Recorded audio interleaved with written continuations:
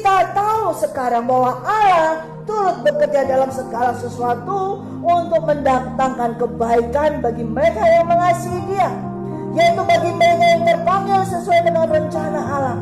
Sebab semua orang yang dipilihnya dari semula, mereka juga ditentukannya dari semula untuk menjadi serupa dengan gambaran anaknya, supaya ia, anaknya itu, menjadi yang sulung di antara banyak saudara.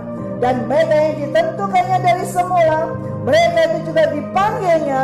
Dan mereka yang dipanggilnya, mereka itu juga yang dibenarkannya.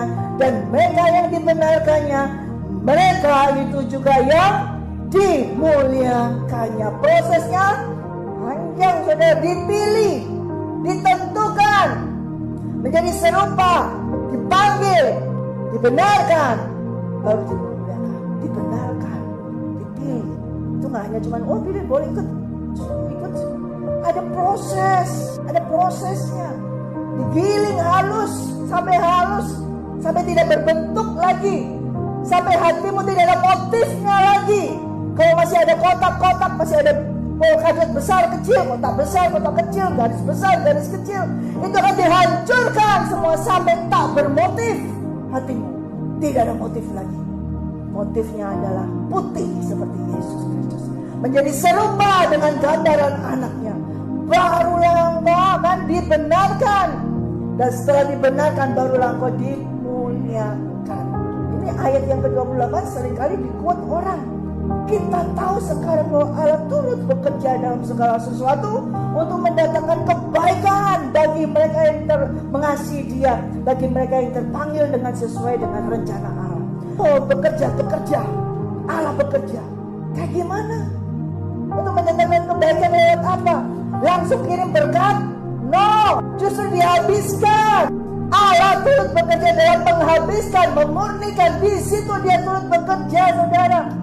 Bukan ketika ada orang ketuk pintu kirim berkat. No, pada saat kau harus habis, meletakkan semuanya, menjual semuanya. Di situ Allah turut bekerja untuk mendatangkan kebaikan bagi orang yang mengasihi Dia. Karena orang tersebut tidak mengasihi benda itu, orang tersebut tidak mengasihi hartanya, tapi orang tersebut yang dihabisin itu mengasihi Yesus Kristus. Makanya Allah turut bekerja. Tapi selama engkau mengasihi benda, hartamu, nyawamu, Allah tidak akan turut bekerja. Tidak akan turut bekerja. Sampai kau harus melucuti semuanya, baru itu kau serupa dengan gambaran anaknya. Baru kau dibenarkan, dimuliakan. Selama rupamu belum seperti Yesus, masih rupamu sendiri, gak akan bisa dibenarkan. Tidak akan pernah bisa dibenarkan. Mau baca Alkitab, hafal gimana pun, tapi kalau muka ini, rupa ini, karakter ini, hati ini, muka bisa ditipu, saudara. Muka ada orang bisa senyum selalu, bisa seperti itu, ditipu. Tapi hati Tuhan tahu, gak bisa tipu. Ketika ada orang tanya langsung, wah tangan tinggi, oh suara ini kan, bisa tipu orang, tapi tidak bisa tipu Tuhan. Dia tahu rupa hati kita tuh di sini, rupa kita tuh di dalam sini, bukan di muka ini. Muka ini bisa ditempel-tempel, saudara, tapi di sini nggak bisa ditempel. Ini yang penting, ini yang dilihat, rupanya itu serupa. Menjadi serupa dengan gambaran anaknya itu bukan mukanya. Ini hatimu ini sama nggak dengan anaknya itu? Kapan? Ketika engkau terima berkat terus haleluya puji Tuhan? No. Kapan? Serupa dengan anaknya ketika apa? Ketika diludahi orang, ketika ditampar, balas tampar enggak? Serupa enggak dengan anaknya? Di situ, saudara, serupa bukan yang seperti itu. No. Serupa dengan anaknya ketika dia menderita, buka mulutnya, komplainkan. Gak benar ini bapak ini, kenapa mengutus saya di sini seperti ini? Ini gak benar, ini pemimpin gak benar, ini bapak gak benar, ini seperti ini. Kenapa bapak meninggalkan aku? Kenapa pemimpin yang meninggalkan? Gak benar ini. Tidak. Tutup mulutnya seperti domba yang keluh, diam. Bukan ngomong gerutu di dalam, tapi dia mengucap syukur. Dia tahu rancangan Bapa itu indah pada waktunya. Ada nggak rupamu sama dengan Yesus? Rupa kita jelek, tapi di dalam hati ini muka bisa dipermak pakai topeng segala macam bisa, topeng apa aja bisa, topeng monyet, topeng apa aja bisa pakai. Tapi di sini gak akan bisa pakai topeng. Tuhan langsung tahu. Ketika Elia tahu, menunjukkan kamu ada di pihak mana. 31. Sebab itu apakah yang akan kita katakan tentang semuanya itu? Jika Allah di pihak kita, siapa yang dapat melawan kita? Ia yang tidak menyayangkan anaknya sendiri, tetapi yang menyerahkannya bagi kita semua. Bagaimanakah mungkin dia tidak mengaruniakan segala sesuatu kepada kita bersama-sama dengan dia? Siapakah yang akan menggugat orang-orang pilihan Allah? Allah yang membenarkan mereka? Siapakah yang akan menghukum mereka? Kristus Yesus yang telah mati, bahkan lebih lagi yang telah bangkit dan juga duduk di sebelah kanan Allah, yang malah menjadi pembela kita.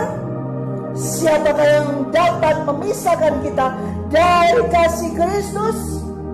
Penindasan, kesesakan, penganiayaan, kelaparan, ketelanjangan, bahaya, atau pedang? Seperti ada tertulis, oleh karena Engkau kami ada dalam bahaya maut sepanjang hari. Kami telah dianggap sebagai domba-domba sembelihan. Tetapi dalam semuanya itu, kita lebih daripada orang-orang yang menang oleh Dia yang telah mengasihi kita. Sebab aku yakin bahwa baik maut maupun hidup, baik malaikat-malaikat maupun pemerintah-pemerintah, baik yang ada sekarang maupun yang akan datang, atau kuasa-kuasa, baik yang di atas maupun yang di bawah, ataupun sesuatu makhluk lain, tidak akan dapat memisahkan kita dari kasih Allah yang ada di dalam Kristus Tuhan kita. Amin. Amin. Tapi harus menderita. Kalau nggak menderita nggak bisa. Saya ngalami, saudara, nggak bisa. Mau sama menjadi Kristus Yesus itu semua. Ini gereja sedang diproses semua di seluruh dunia. Penghakiman dimulai dari rumah Tuhan. Semua yang harus dibersihkan. Gereja yang megah-megah semua, posisi yang tinggi-tinggi akan diturunkan semua, harus dihancurkan semuanya.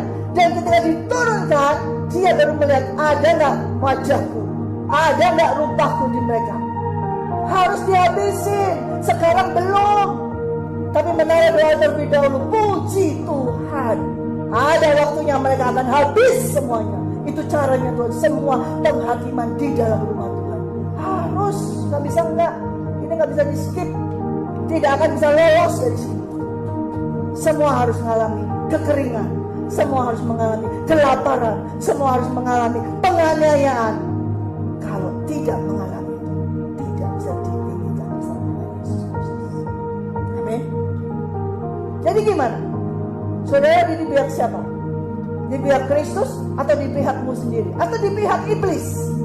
Nah, ini lebih bahaya.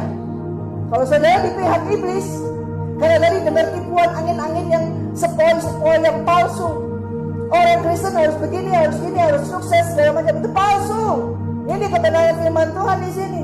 Sekalipun mengalami penganiayaan, tapi tidak bisa memisahkan kita dari kasih Kristus.